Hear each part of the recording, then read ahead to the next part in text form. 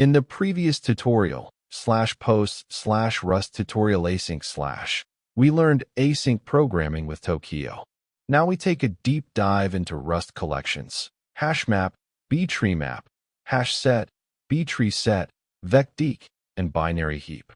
Let's break it down. HashMap.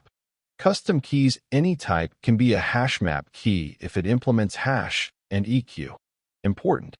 F32 and F64 do not implement hash or EQ because of floating point edge cases, like nan equals nan.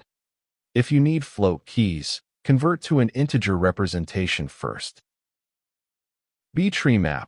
Ordered map BTreeMap keeps keys sorted. It has the same API as HashMap, but adds range operations. Range queries BTreeMap supports efficient range queries. HashMap cannot do this. It stores keys in random order. HashSet. Unique values. A HashSet is a HashMap without values. It stores unique items. Set operations sets support union, intersection, difference, and symmetric difference.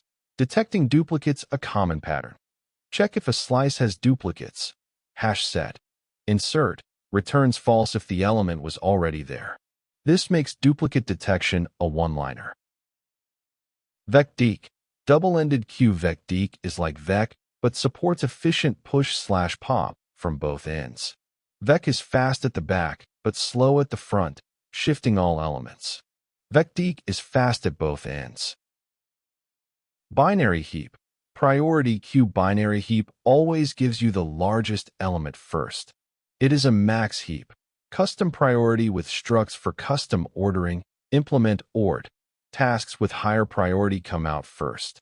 This is useful for job schedulers, event systems, and pathfinding algorithms. Practical example. Frequency analysis. Find the most frequent items in a list. Practical example. Graph as adjacency list. HashMap is perfect for graphs.